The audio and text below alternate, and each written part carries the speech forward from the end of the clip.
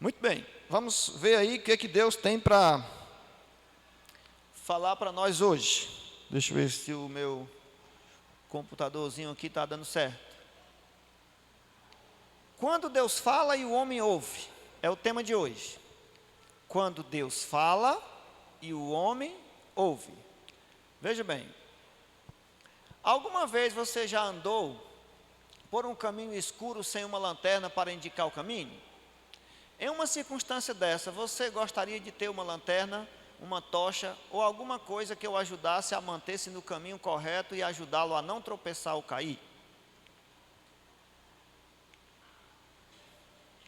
Nas trevas deste mundo de pecado, Deus não nos deixou às escuras. Ele nos deu a Bíblia, que é a luz para os nossos caminhos. Mas Deus também tem revelado o seu plano para nós através do ministério dos profetas. Eu já disse para vocês lá nas primeiras lições que profeta quer dizer porta-voz, né? Vocês já viram na televisão aí o porta-voz do governo, do presidente? O presidente lá nos bastidores conversa lá com ele, diz as coisas que ele quer dizer, ele vem aqui a público e passa aquilo que o presidente queria falar para a nação, né? Então, no caso de Deus, se o pecado não tivesse entrado, Deus se comunicaria conosco assim, pessoalmente, igual eu estou aqui, vocês estão aqui. Mas o pecado é como se ele, à medida que o homem pecou, tivesse descortinado uma cortina que pôs uma barreira.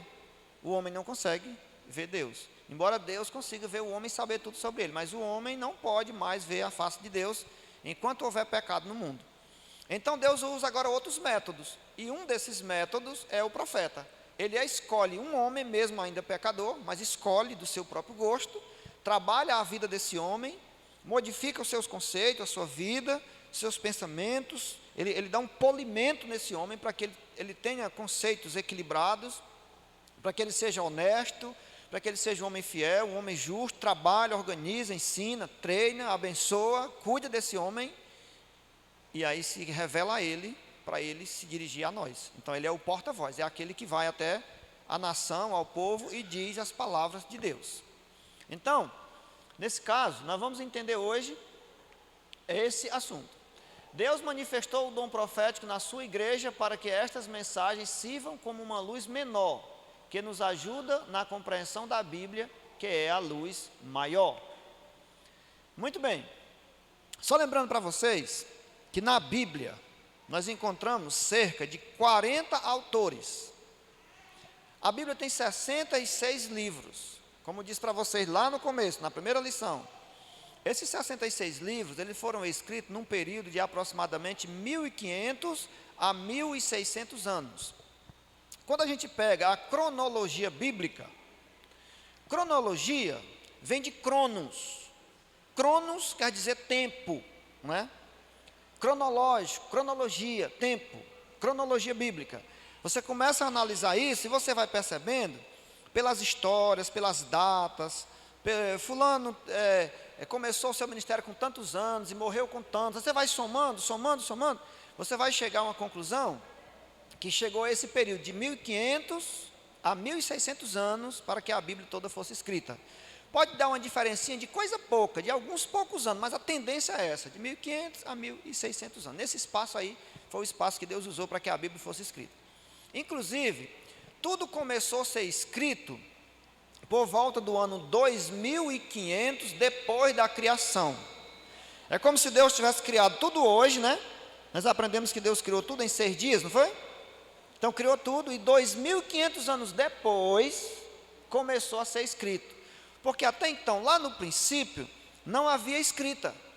Vocês sabem que quem criou a escrita foram os sumérios, né? Então lá no passado. Então, 2500 anos depois, começou a ser escrito. E o primeiro autor foi Moisés. Moisés viveu no Egito, era um homem culto, né? Podia ter ficado na corte lá de Faraó, mas não quis. Preferiu até sofrer algumas coisas, mas fazer parte do povo de Deus. Ele não quis a glória do Egito, queria a glória do céu. E ele estava certo nisso. Então Deus o inspirou, o instruiu, o orientou. E Moisés escreveu 6 livros na Bíblia. Então os 5 primeiros livros da Bíblia foram escritos por Moisés, que são Gênesis, Êxodo, Levítico, Números e Deuteronômio. Mas tudo leva a crer, num estudo bem apurado, com bem cuidado, prestando bem atenção nos detalhes, tudo leva a crer que Moisés também escreveu o livro de Jó. E também escreveu o Salmo 90. É uma música, o Salmo. Ou seja, Moisés também tinha uma veia poética, né? Então, ele escreveu livros históricos, como é os 5 primeiros de Jó. Mas também ele tinha uma vertente poética, porque ele escreveu o Salmo 90. E o Salmo 90 é uma poesia, é uma música, é um cântico. Então, tudo começa a ser escrito aí, 2.500 anos depois. Então, de 2.500 anos, quando ele começa, até Cristo, lá se vão na faixa de 1.500 anos. E aí de Cristo até o Apocalipse, levou um espaço aí aproximadamente de 100 anos. O Apocalipse foi escrito por volta do ano 95, 96, 97, por aí assim. Então lá se vão 1.600 anos.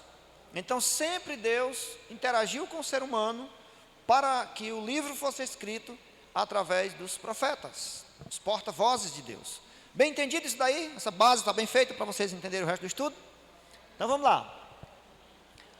Prestem bem atenção aqui nas perguntas. A quem Deus promete revelar seus segredos? Deus tem seus segredos, Deus tem seus assuntos ocultos, Deus tem suas verdades e Ele pretende revelar para alguém. Então, para quem Ele revela em primeira mão os seus segredos? Olha só. Veja bem, certamente o Senhor Deus não fará coisa alguma, nenhuma, sem ter revelado o seu segredo aos seus servos, os profetas.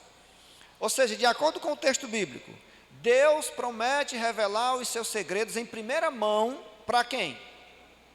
O que diz o verso? Veja bem, certamente o Senhor Deus não fará coisa alguma, nada, sem ter revelado o seu segredo aos seus servos. Quem são os servos? Então, se alguém lhe perguntar amanhã, lá na rua, a quem você acha que Deus revela os seus segredos, os seus planos, os seus projetos em primeira mão? Você acha que Ele revela para quem? De acordo com a Bíblia, você vai responder o que para a pessoa? Revela para os profetas. Mas tem um salmo muito legal que eu gosto, que é o Salmo 25, verso 14. Se você tiver com a Bíblia aí, tiver fácil de abrir, você pode ver aí. Salmo 25, 14. Só para você ver aí um outro texto que vai ajudar você a entender que você é privilegiado também. Bastante privilegiado. Eu e você, nós. Não é só os profetas que são privilegiados.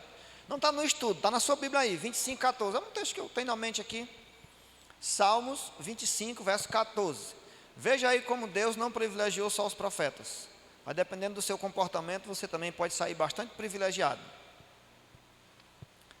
O que diz aí, Tatiana, na tua Bíblia?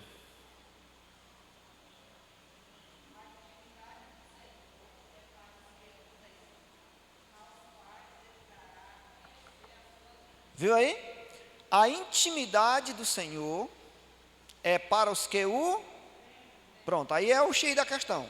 Se eu e você tememos a Deus, Ele também nos dará a conhecer a sua aliança, os seus segredos, a sua intimidade, entendeu? Então Deus quer revelar coisas grandes para você, mas Ele só vai revelar se nós temermos, respeitarmos, amarmos. Querem ver outra passagem? Jeremias 33, 3, abra aí sua Bíblia.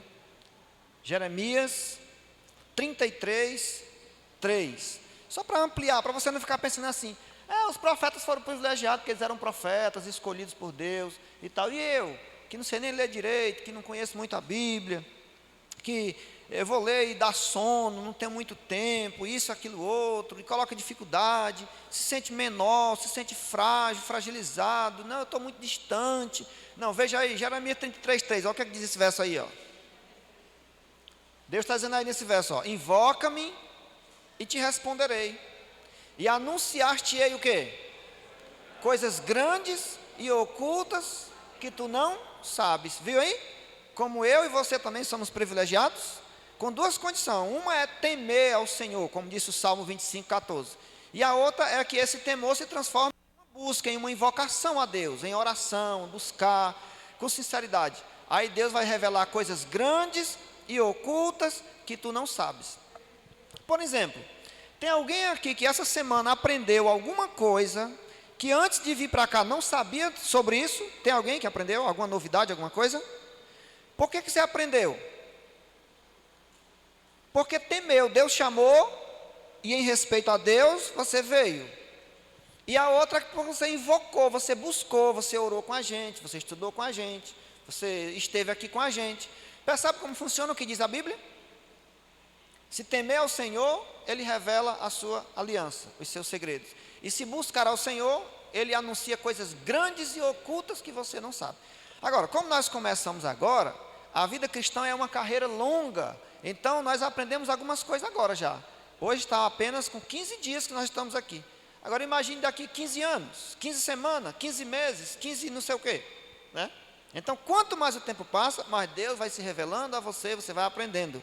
E vai vendo que é isso mesmo que a palavra de Deus diz, que acontece na vida daqueles que assim praticam. Então, muito bem.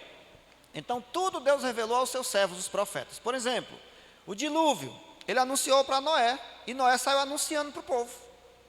Ele recebe de Noé, Noé recebe de Deus, e anuncia para o povo. A destruição de Sodoma e Gomorra, Ele anuncia para Abraão, e Abraão avisa para Ló, que era o seu sobrinho que estava lá, e ele não queria que ele morresse na destruição da cidade. Para a destruição de Nínive, ele avisou Jonas, e Jonas foi lá e disse, Deus está dizendo que se vocês não se arrependerem, não se converterem, vai morrer todo mundo. Aí Jonas foi lá, avisou o povo, o rei aceitou a mensagem e disse, pessoal, tem uma notícia não muito boa aqui. Nós estamos vivendo muito descuidado e Deus disse que vai destruir essa cidade. Vamos se converter para nós não ser destruídos. E aí o rei proclamou um jejum e a cidade todinha parou para ouvir e não morreu ninguém em Nínive, porque o profeta recebeu e avisou a cidade. Ou seja, antes de avisar ao povo, ele avisa ao seu profeta. Por isso que é importante analisar o que os profetas disseram, escrito na Bíblia, para a gente viver, praticar essas experiências e ser abençoados por Deus.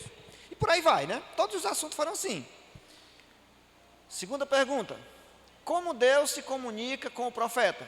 Ou seja, Deus escolheu o profeta para anunciar suas verdades. Mas qual foi o método de Deus para ir até o profeta? Para se comunicar com ele, para ele poder saber o que é que Deus estava querendo dizer. Vamos ver qual foi o método? Veja bem. E disse: ouvi agora as minhas palavras. Se entre vós houver profeta, eu, o Senhor, em visão a ele, me farei conhecer, ou em sonhos falarei com ele. Então, quais foram os dois métodos que Deus usou para se dirigir ao profeta e anunciar as suas verdades? De acordo com o verso.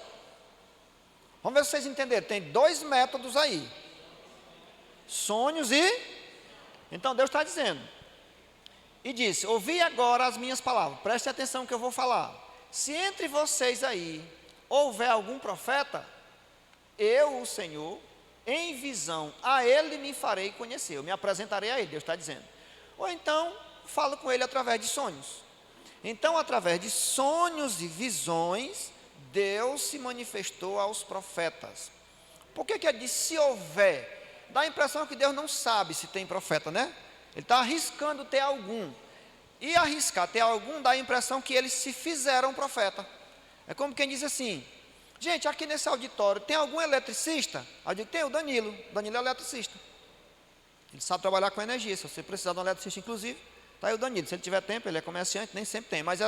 Então, eu estaria arriscando alguém ser. Tem alguém aqui que é mestre de obra, por acaso? Aí tem, o irmão Maciel aqui, é mestre de obra profissional, entendeu? Então, no caso de Deus, ele não está arriscando ter um profeta. Apenas é a forma como Moisés narra para nós, para nos oportunizar o fato de abrirmos o coração e dizer: Senhor, eu estou aqui, eu quero ser útil, eu quero servir, me ajuda. Então, mas Deus estava falando para Moisés, que já era o profeta. Então, Deus em visão ou em sonho se manifestou aos seus profetas e narrou todos os fatos. Vocês lembram que a palavra de Deus diz assim: então disse o Senhor. Quando o Senhor disse, não foi assim, cara. Então falou o Senhor. Então o Senhor disse. Sempre tem essas, no começo das frases, né? Era através de sonhos e visões que ele falava dessa forma. Agora, só tem que ter cuidado, porque hoje em dia tem muitos por aí que dizem assim: olha, eu tive uma visão aqui. Aí diz o que quer, né? E só lembrando que toda vida que alguém falar tem que estar de acordo com a Bíblia, com o que os outros profetas já disseram. Ninguém pode trazer algo novo que não se encaixe no perfil bíblico da revelação dos profetas. E hoje em dia, muitos dizem coisas que não tem nada a ver. Por exemplo, uma vez eu vi um homem dizendo que teve uma visão, e ele fez muita cena para contar essa visão que ele teve, e eu fiquei curioso. E aí eu parei para ouvir, fiquei, e ele fez arrudeio, e fez comercial, e fez tudo. E eu só saio daqui quando ele disser o que foi essa visão, porque eu estou achando estranho esse negócio. Quando ele foi contar a visão, ele disse que foi fazer uma visita na casa de uma irmã, e quando chegou lá, que fechou os olhos para orar, Deus deu uma visão a ele. E a visão era um negócio assim no chão, assim tipo um caroço de manga. E eu esperei o resultado final e parou só nisso. Só para não perder meu tempo. Fiquei lá um tempão, né? Aí ele concluiu, passou para outro assunto e pronto. Agora ele terminou mesmo de contar. Mas o que ele viu na visão foi só um negócio assim no chão, parecido um caroço de manga. Eu pensei, meu Deus, a que ponto chegam as pessoas? Como é que a pessoa chega ao ponto de na igreja, a igreja cheia de gente, para ensinar a palavra de Deus, ele vem com um negócio desse, que não tem pé nem cabeça? Deus não trabalha assim, gente. Então, sonhos e visões, era o método que Deus usava. Agora, a gente sempre vê assim, era o profeta tal, era o profeta fulano, era o profeta cicrano, era o profeta beltrano, era não sei quem.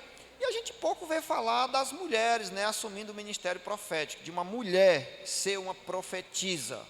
Só vê mais os homens, né? Aí então vem a pergunta, uma mulher pode ser profetisa? Pode assumir uma função profética também ou só os homens? O que vocês acham? Vocês acham que isso é viável ou não? Pode ou não pode? De acordo com a Bíblia, tem margem para uma mulher também ser profetisa ou não?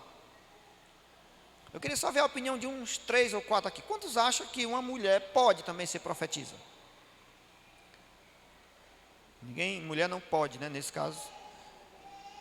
Muito bem, o Cauã ali disse que pode. Então vamos lá, o Cauã, nessa questão aqui, contra a opinião dos demais, né? Que não é uma competição, é só porque foi só o Cauã que levantou a mão. Mas veja bem, ó.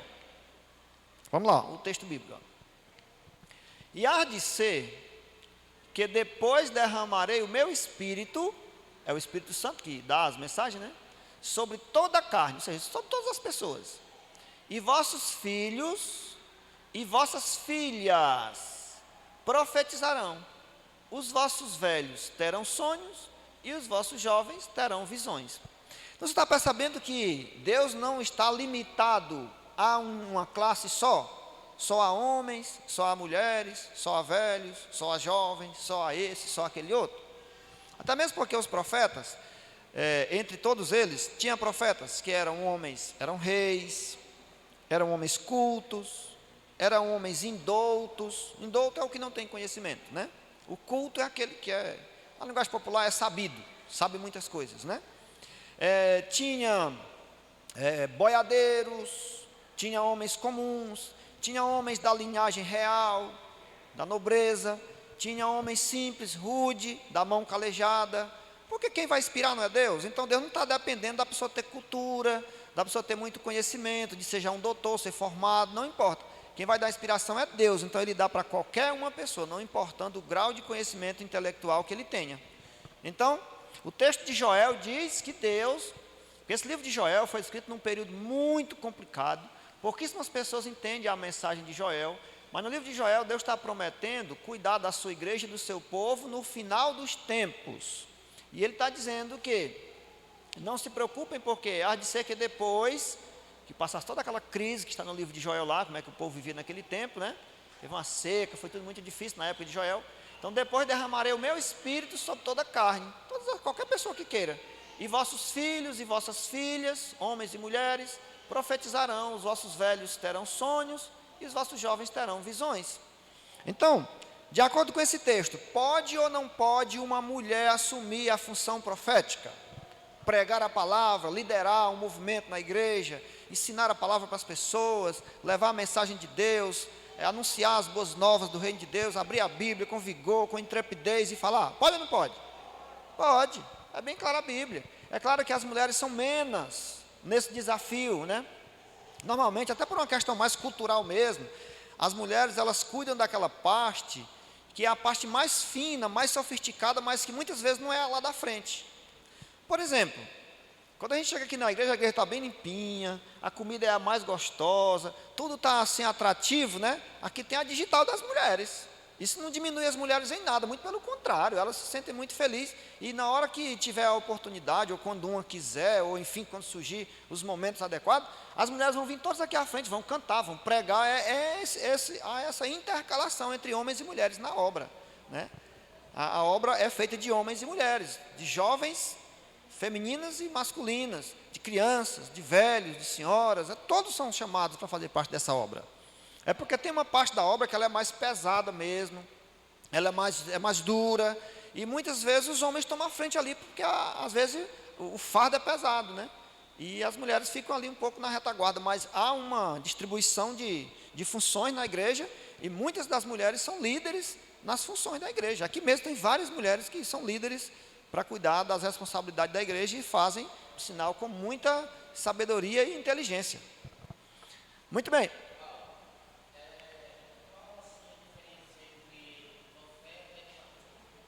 Profeta e pastor? Há uma pergunta aqui do evangelista sobre a diferença do profeta e do pastor. Não sei se vocês tinham pensado nessa pergunta, né? Veja bem, o termo pastor, gente, é assim. Eu vou usar um tempinho ali, 2 minutos, para poder responder isso direito. O termo pastor se originou nos montes de Israel. Na cultura de Israel, na cultura hebraica, na cultura da Judéia, lá do Oriente Médio, as pessoas cultivavam muita ovelha, muitas ovelhas, muitos rebanhos, gados, mas principalmente ovelhas. Era o animal mais cultivado, assim, que o povo hebreu, eles cultivavam. Por quê? Vocês vão entender por quê.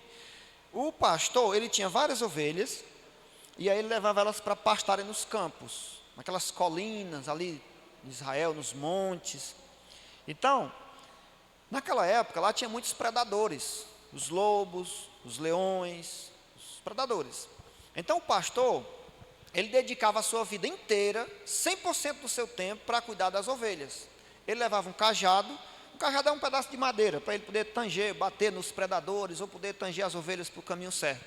Então elas ficavam pastando ali, às vezes até à noite, na lua clara, eles levavam as ovelhas para pastar, ou à noite, ou mesmo de dia.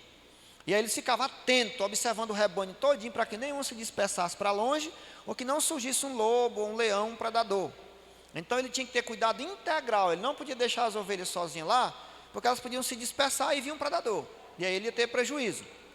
Então, ele dedicava a vida inteira para cuidar dessas ovelhas, e as ovelhas lhe davam a manutenção da família. Como? Ele cuidava delas em tempo integral, e elas lhe davam de volta 3 coisas que ele precisava para manter a família: o leite, a lã e a carne. Então era o salário dele. Na época da tosquia, as ovelhas estavam bem peludas, trazia todas para o aprisco, aí ele tosquiava as ovelhas, tosquiar é tirar a lã, né, tirava todinha, pelava, e aí a lã ele vendia no comércio, para poder adquirir meios, ou trocava por outras coisas que ele precisava, para poder ter o sustento. Então ele cuidava muito bem das ovelhas, porque elas eram um benefício para ele, e elas de volta, pelo cuidado que ele tinha com elas, lhe dava leite e lã. Aí do leite ele fazia a manteiga, fazia o queijo, fazia as outras coisas, de forma que ele sobrevivia em cuidar das ovelhas. Por isso, se ele tirasse tempo extra para fazer outras coisas, significava dizer que ele estava cuidando mal das ovelhas, e isso era prejuízo para ele. Então ele cuidava das ovelhas, e as ovelhas cuidavam dele. Por isso que, seguindo esse norte deixado pelos pastores, no Salmo 23, Davi, que era pastor de ovelha, e entendia a dinâmica de cuidar do rebanho, chegou a se expressar numa música dizendo o seguinte para Deus: Deus, o Senhor é o meu pastor, igual eu sou lá das ovelhas, e não deixo faltar nada para elas, e como o Senhor é meu pastor, nada também me faltará. Percebe? E aí surge o termo pastor. Já o profeta, ele não precisava cuidar das ovelhas, ele precisava ter a conexão com Deus para receber as mensagens e anunciar à igreja, anunciar ao povo. E o povo agora, com a mensagem, cada um por si, saberia tomar as suas decisões, fazer suas escolhas, voltar à igreja para ouvir mais coisas, e por aí vai. Então o profeta não precisava se aplicar 24 horas para cuidar das ovelhas, mas trazer a mensagem do alto e distribuir a todos. Vamos supor que aqui eu estaria fazendo o papel do profeta. Então veja bem, eu venho aqui à noite e anuncio para vocês essas verdades, e vocês vão para casa refletir se vocês têm ânimo, coragem, disposição de seguir essas instruções que eu vim trazer em nome de Deus ou não, não é assim? Já se eu fosse o pastor, eu tinha que cuidar integralmente de vocês e não poderia ter o meu trabalho. Eu teria que estar fazendo uma visita, ligando para um, ligando para o outro, saber como é que está, se está bem, se não está, qual é o problema que tem, resolver coisas e mais coisas e mais coisas e viver exclusivamente de cuidar das ovelhas. Aqui eu faço isso, mas nas horas vagas, à tarde, à noite, final de semana, mas eu tenho o meu trabalho, entendeu? Então, nesse caso aqui, é como se eu estivesse fazendo o papel do profeta. Trago a mensagem e vocês levam no coração. Deu para entender?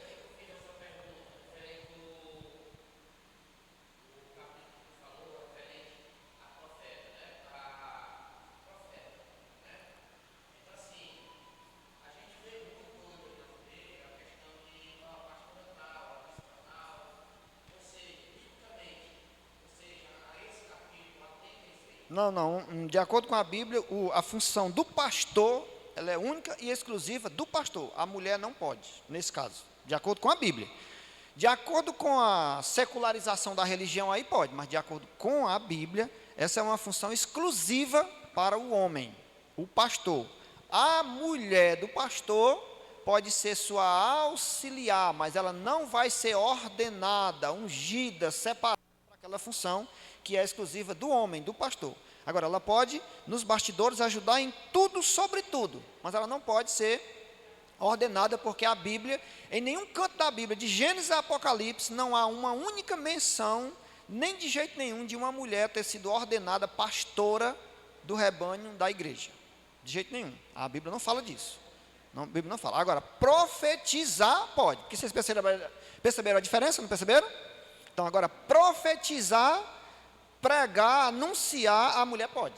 Agora, a função do pastor é só do pastor. Entendeu? De acordo com a Bíblia, bem claro. Muito bem. Então, qual a primeira característica de um profeta verdadeiro? Porque muitos se dizem profeta por aí afora, mas o verdadeiro tem suas marcas. E os falsos são o restante. E se há o verdadeiro, naturalmente é porque existem os falsos. Então, nós vamos identificar qual é o verdadeiro e o que restar, tudo é falso. Entendeu? Então, vamos lá. Veja bem, acautelai-vos, foi Jesus que falou isso. Acautelar é ter cuidado, se reserve, observe, não se arrisque demais, presta atenção. Acautelai-vos, tenha cautela. Acautelai-vos, porém, dos falsos profetas. Falsos profetas, Senhor Jesus, é sim, falsos profetas. O que é que acontece com eles? Que vêm até vós, vestidos como ovelhas, mas interiormente são lobos devoradores. Vestidos de ovelha. Qual é a melhor maneira de um lobo comer uma ovelha do rebanho? Não é se disfarçar de ovelha, para conviver com as ovelhas ali, né? Então, quem foi que ganhou naquele dia? Se eu não estou enganado, essa história está nesse livro, Conhecer Jesus é Tudo. Acho que foi o Samuel, não foi? Rapaz, eu leio tanta coisa que tem hora que eu me esqueço onde é que está. Mas se eu não estou enganado, nesse livro tem a história do lobo e a ovelha. Que o lobo... É, Vicente, lá? É, porque a gente lê tanta coisa que às vezes a gente esquece, mas é mesmo. Samuel vai ver essa história. O lobo, querendo comer as ovelhas, ele estudou toda a estratégia e não achou um jeito. Porque tinha um pastor, né, para proteger ali o rebanho, né? Então, peraí, eu vou me disfarçar de ovelha. Que aí eu disfarçado, eu entro no meio do rebanho e aí eu fico por lá um bom tempo. Então, ele foi tentar ser ovelha porque ele achava bonito o jeito das ovelhas, elas eram mansas, elas eram amigas, elas comiam capim, elas eram leves, suaves e tal. E ele ficou com uma vontade tão grande de ser ovelha. Não, eu vou começar a querer ser uma ovelha, que eu acho tão legal. Isso é uma ilustração, né, para fazer você refletir. E ele passou um tempo, e até achando legal, mas aquela natureza de lobo, queria... Não, mas eu tenho que me conter. Eu sei que foi indo, mas ele não conseguiu transformar o seu coração de lobo em coração de ovelha. E chegou uma hora que ele disse, rapaz, eu sou lobo mesmo, não tem jeito, eu tenho que manifestar a minha natureza de lobo, eu vou já comer uma ovelha. E aí ele se revelou, não era uma ovelha, era um lobo, entendeu? Então Jesus está dizendo o seguinte, tenha cuidado, preste atenção, porque existem os falsos profetas, das mais diversas formas, você vê aí na sociedade, que vêm até vós vestidos como ovelhas, tão mansinho, né? Só fala de paz, de família, só coisas maravilhosas, abençoa e não sei mais o que e tal. Mas na verdade, de acordo com Jesus Cristo, temos que ter cuidado porque interiormente são lobos devoradores. Por seus frutos os conhecereis. Ou seja, quando aquilo que parecia ser uma ovelha estava comendo a outra ovelha, todo mundo achou estranho, não foi não? Uma ovelha não faz isso com a outra. Ah, é um lobo disfarçado. Então, pelos seus frutos os conhecereis. Porventura colhem-se uva dos espinheiros ou figo dos abrolhos? Ou seja, pode esperar a natureza de ovelha no lobo? Não pode, né? Então, pelos frutos a gente começa a conhecer, viu? Ah, fulano de tal é um profeta, é um apóstolo, é um missionário, é não sei quem, tudo bem. Começa a observar direitinho o que ele está pregando, está de acordo com a Bíblia. Como é a situação todinha. Quem é membro dessas igrejas começa a ver e diz, não dá para mim aqui não, eu quero a verdade, aqui está ruim. Sai, né? Por isso Jesus disse, sai dela, povo meu, não fique lá não, que lá é ruim para você. Muito bem, qual a segunda característica de um profeta verdadeiro? Que a primeira é os frutos, né? Tem que estar de acordo com a palavra. A segunda, Isaías 8:20, olha só. O profeta verdadeiro, ele tem que estar desse jeito aqui, ó. Ele tem que pregar a respeito da lei, dizer que ela existe, que ela é verdadeira, que ela é eterna, que é santa, que ela é um reflexo do caráter de Deus. E ele tem não só que falar, ele tem que dar testemunho dela, ele tem que viver. Então a lei é o testemunho. Se eles não falarem segundo esta palavra, é porque não há luz neles. Ou seja, você é profeta, pregador, é líder, é pastor, é um religioso, sou. Vamos observar se ele está pregando a lei de Deus. A Bíblia diz que ela é eterna, tem que falar sobre ela. Para sempre, eterna, não se acaba nunca. É o caráter de Deus que resplandece naquela lei. 10 mandamentos, eterno. A lei de Deus. Tudo bem, ele falou mesmo lá. Mas vamos observar se esse pastor, se esse líder, se esse profeta, se esse alguém, ele vive mesmo isso. Se ele prega bem direitinho e vive com a família, com todo mundo, com a igreja dele e tal, ensina lá e tal.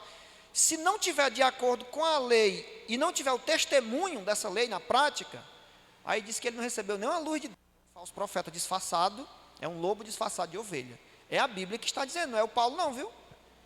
Vocês estão lendo junto comigo. Está escrito ou não está escrito? Vamos ler junto esse texto, nós, todo mundo, a igreja toda. A lei e ao testemunho. Se eles não falarem segundo esta palavra, é porque não há luz neles. Está escrito aí, ó, o texto está aí, ó, Isaías 8:20. Não tem para onde correr, entendeu? Então é mais um ponto. Então por isso, que quando você tiver mais maduro espiritual, mais conhecedor, assim, estudado mais, você vai ter facilidade demais para identificar qualquer movimento que fale de Deus, se é verdadeiro ou falso, com base apenas nesse verso. Vai ter os outros também, mas esse aqui é esclarecedor demais. Esse aqui é o preto no branco. Como é que é esse negócio aí? Vocês pregam isso? Tá? Não, porque isso aqui foi abolido, era do tempo não sei de quem, tchau e bênção. Está errado, tchau e bênção, porque aqui está dizendo que tem. Falou em anular a lei, meu amigo, já era. Não tem para onde correr. Então veja bem, qual é a segunda característica de um profeta verdadeiro? Nós vimos que a primeira é estar de acordo com o falar, né, e proceder da mesma forma, para que os frutos estejam de acordo, né? Observe os frutos da pessoa, se está legal, de acordo com o que ele fala, com o que ele vive. Veja que o profeta tem que falar e testemunhar da lei de Deus. E a outra característica aqui que nós vamos ver está em Jeremias 28:9, que diz assim, ó. O profeta que profetizar paz, por exemplo, ele citou um exemplo aqui, apenas da paz. O profeta que profetizar paz, falar de paz, quando se cumprir a palavra desse profeta, será conhecido como aquele a quem o Senhor, na verdade, enviou. Ou seja, se a pessoa profetizar uma coisa, aqui ele deu um exemplo apenas da paz, aí é que a gente vai saber se realmente esse profeta é verdadeiro. Por quê? Porque quando Deus fala, tem que se cumprir. Mas a pessoa fala e não se cumpre, então não foi Deus que falou, então isso significa que ele é um falso profeta. Por exemplo, nesse contexto aqui, Israel vivia em guerra. O povo desobediente, o povo complicado, o povo terrível. Você pode ler esse capítulo em casa, ó, Jeremias 28, marque na sua lição, em casa lê o capítulo todo. Aí Jeremias era o profeta verdadeiro de Deus, que pregava as mensagens de Deus. Então Jeremias disse, olha povo, do jeito que vocês estão vivendo, não é possível ter paz, porque vocês só fazem as coisas erradas. Como é que vocês querem que Deus abençoe? Como é que vocês querem que Deus tenha prazer em cuidar de vocês? Então vai ter tanto do problema que vocês nem imaginam. Inclusive, vocês vão até ser cativos numa terra distante. que é a Babilônia. Essa nação toda, vai ser um caos aqui. Aí surgiu um camarada dizendo que era profeta também, chamado Ananias. E conversando no meio da rua, muito provavelmente, com o profeta Jeremias, em algum local lá em Israel. E ele, para dar uma ideia de que era entendido, de que era sábio, de que era um profeta também, ele disse que o que Jeremias estava falando não era verdade. Que nesses dias haveria paz em Israel. Muita paz, ia ser uma bênção.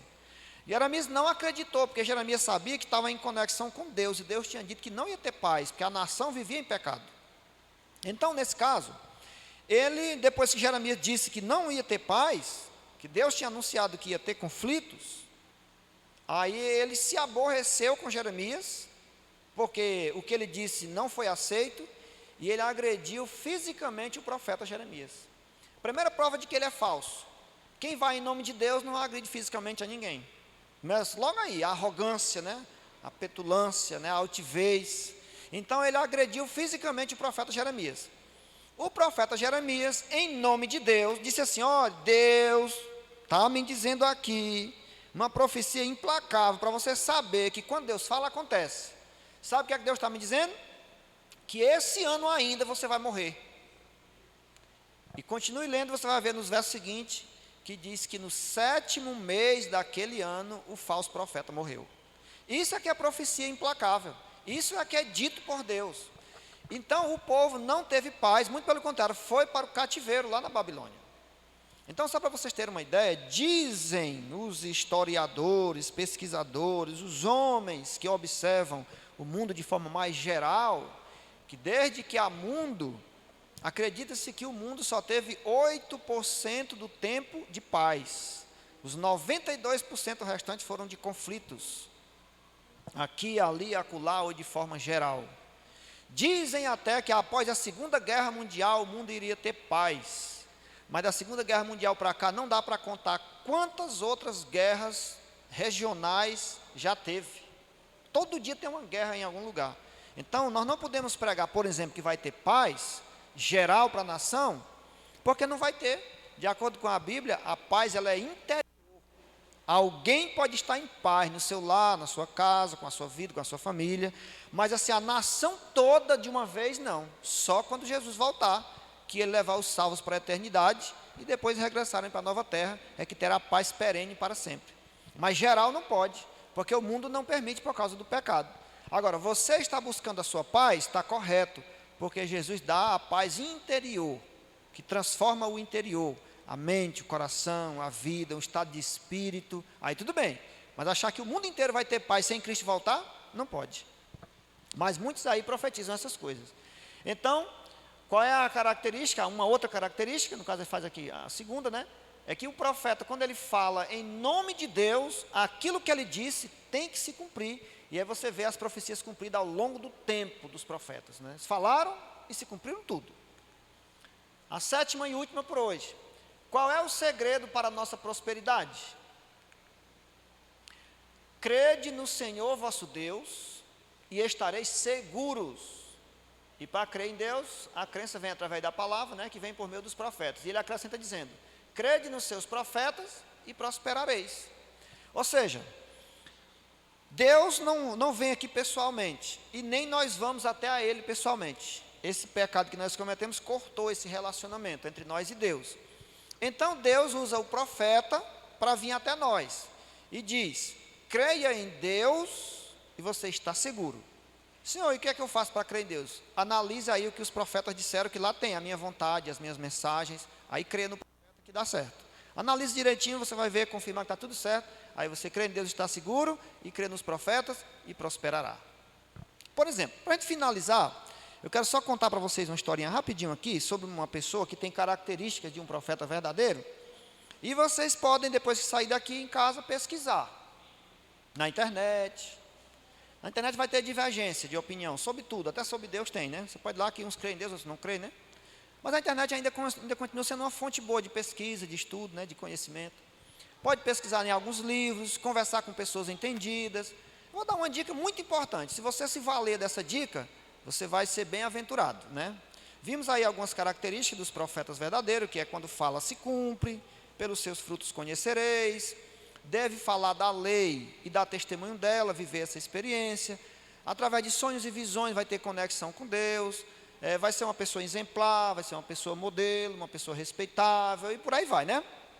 Então, quero dar uma dica para vocês estudarem em casa, pesquisar e se fortalecer nisso, sobre uma pessoa que nós compreendemos como adventistas, estudiosos, cautelosos, observadores, prudentes, para não dizer bobagem. Nós observamos uma senhora, que até então era uma jovem, que nasceu nos Estados Unidos, no estado do Maine, lá nos Estados Unidos, e uma norte-americana.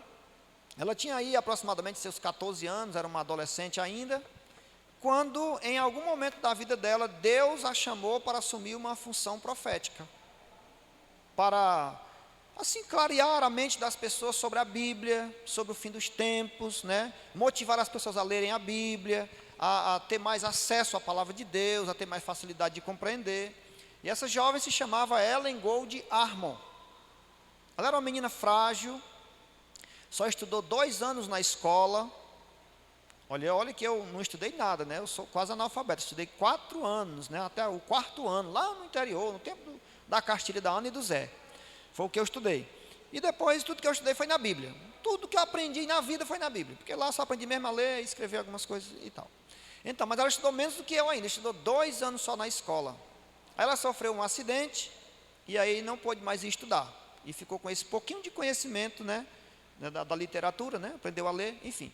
Mas Deus, pela sua simplicidade, seu jeito de viver, Deus a chamou, a escolheu para que ela assumisse uma função profética no tempo do fim. O livro de Apocalipse profetiza o surgimento de um profeta para o tempo do fim, no capítulo 10 lá. Deus precisava de alguém para profetizar mais, abrir mais os olhos das pessoas para a leitura da palavra de Deus. Então Ellen Gold Armon aceitou o chamado de Deus com a sua simplicidade, apesar dos seus frágeis 14 anos aproximadamente.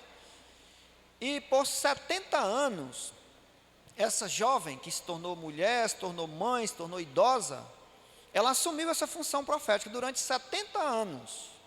E os registros dizem que ela recebeu de Deus cerca de 2.000 sonhos e visões. Mesmo que a gente viu ali para os profetas. Nesses sonhos e nessas visões, Deus orientou a ela sobre tudo a respeito da palavra de Deus, de Gênesis a Apocalipse. Ela escreveu sobre todas as vertentes da Bíblia. Ela escreveu sobre os patriarcas e os profetas. Inclusive estou lendo esse livro, estou lá no capítulo 14. Ela escreveu sobre os profetas e os reis, e aí ela aborda o Antigo Testamento inteiro, nesses 2 livros. Ela conta tudo sobre o Antigo Testamento, muito bem esclarecido. Ela não acrescenta nenhuma vírgula do que tem na Bíblia, e nem diminui. Ela só faz te ajudar a entender aquilo que era difícil para você entender lendo sozinho. Aí ela escreve sobre o ministério de Jesus, o livro Vida de Jesus, por exemplo. Fala tudo, desde a promessa da vinda do Messias até a sua volta. Tudo sobre a vida de Jesus. Aí ela escreve sobre os apóstolos, no livro Atos dos Apóstolos. Aí ela escreve sobre as visões do céu. Como é que era o céu? Deus mostra as passagens da Bíblia e amplia o conhecimento para ela, e ela escreve e manda para nós. Aí ela escreve sobre saúde. A Bíblia fala muito sobre saúde, e o povo adventista é um povo que conhece muito sobre saúde. Era o que eu ia falar para vocês na dica de hoje, né? Sobre saúde. Todo adventista que estuda, que se preza, conhece muito sobre saúde. O que comer, o que não comer, como comer, por que comer, muita coisa sobre saúde. Então, aí ela escreveu sobre a família, sobre como educar os filhos, os jovens, os adolescentes, né? Como os casais devem se relacionar. Ela escreveu sobre a casa, a beleza da casa, o aconchego, aquele lugar aprazível, onde todos gostam de entrar e ficar à vontade. Ela escreveu sobre tanta da coisa, tudo que você quiser, meu querido. Eu não posso dizer aqui que sei tudo, eu não sei. Eu sei algumas coisas, mas não sei tudo.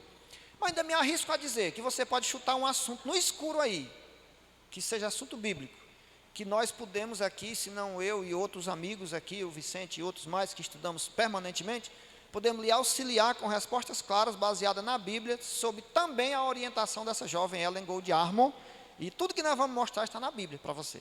Então ela escreveu muita coisa. Você pode dizer assim: Paulo, eu queria saber um pouco sobre finanças, porque eu não sei muito lidar com as minhas finanças. Então vamos pegar a Bíblia e o livro Administração Eficaz, de Ellen White. E vamos aprender a trabalhar com finanças sem fazer faculdade? Vamos, então vamos lá, na Bíblia, tem lá tudinho, direitinho, bem certinho. Eu queria saber sobre família, sobre saúde, educação, mente, caráter, personalidade, jovens, universidade, tudo que você quer saber. Então ela orientou a igreja de Deus para a igreja ser forte, ter conhecimento, ter habilidade, ter sabedoria. E analisando o perfil todo, a gente entendeu que ela preenchia esses requisitos de um verdadeiro profeta. E aí nós, adventistas, acreditamos que o que ela escreveu é verdade, porque nós já analisamos, já estudamos, já pesquisamos na Bíblia, já foi anos e anos de estudo. Ela morreu em 1915. E claro, bem claro, antes de morrer, obviamente, ela casou com um jovem pastor chamado Tiago White. E por herdar o nome de casada, aí ela ficou conhecida no mundo todo como Ellen White. Ellen Gold Armor era solteira, casada Ellen White. Então ela escreveu mais de 100 mil páginas manualmente, sob a orientação de Deus, sobre todos esses assuntos. E nós, que não somos bobo nem nada, nos utilizamos dos seus escritos, que nos ajuda a ter mais conhecimento. E sugerimos para vocês a leitura de vários bons livros que tem de Ellen White por aí. Você pode ir na Casa Publicadora, ali no centro de Fortaleza, tem tudo lá. Você pode pegar todo tipo de material de Ellen White e pesquisar e conferir com a Bíblia, e você vai ver se está certo ou se não está certo.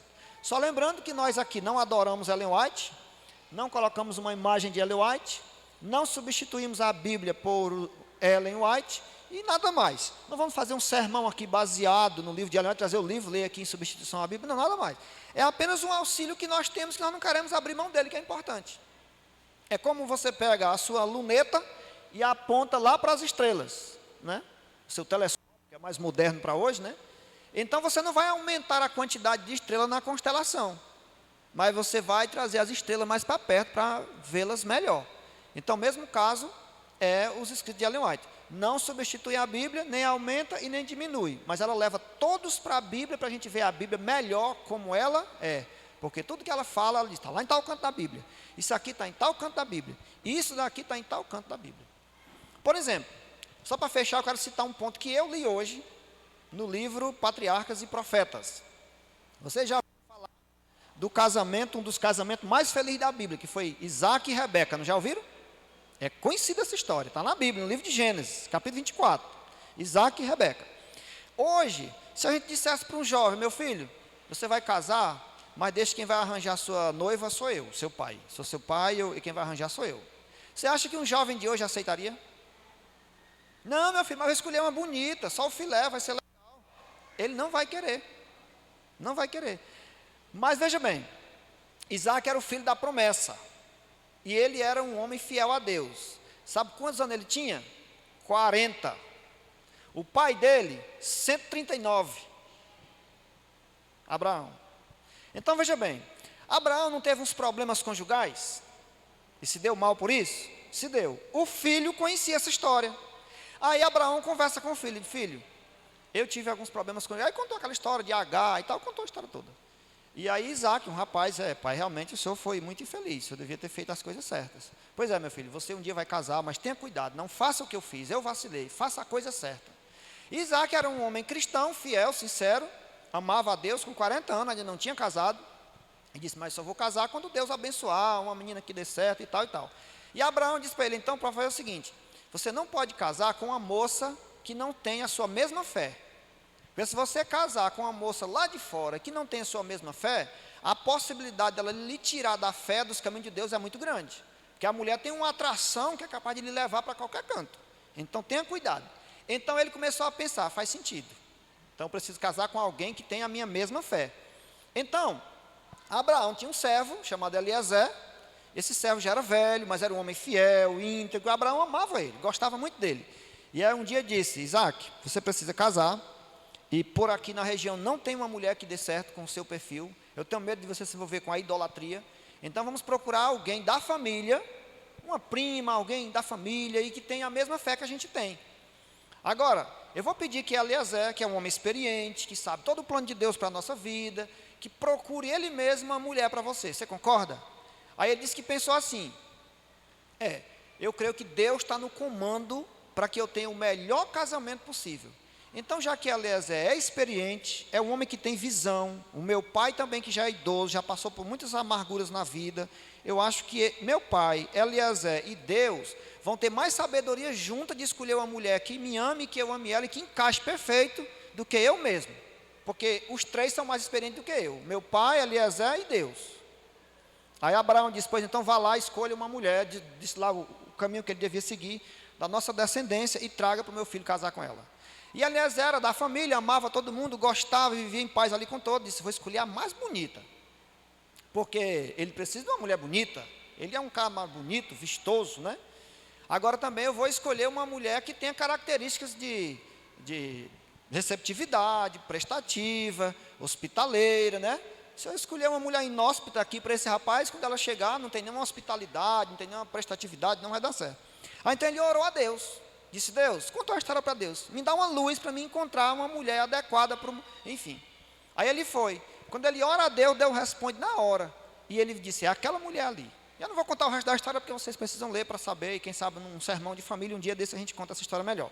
Mas de forma que, quando ele viu a mulher preencheu todas as características que ambos queriam, que Deus queria, que Abraão queria, que Isaac queria, que Eliezer queria. E final das contas, ele foi lá, contou a história, que tinha vindo buscar uma mulher para casar com o filho de Abraão, que era um homem renomado, era Isaac e tal. Ela aceitou de pronto e foi. E de acordo com a Bíblia, esse talvez tenha sido o casamento mais feliz da Bíblia.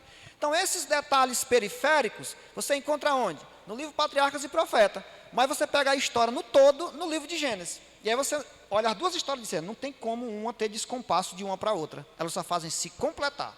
Então é importante ler os livros, porque quando você lê, você adquire muito mais conhecimento. Vai para a Bíblia e diz, puxa vida, que legal, agora estou conhecendo mais a Bíblia. Porque tem um professor aqui, que são esses livros inspirados por Deus, da escritora cristã Ellen White. Ok? Então, ficou alguma dúvida do assunto de hoje? Ficou claro? Eu espero que não tenha ficado dúvida. Se tiver ficado, conversem comigo depois. Nós vamos encerrar por conta do horário que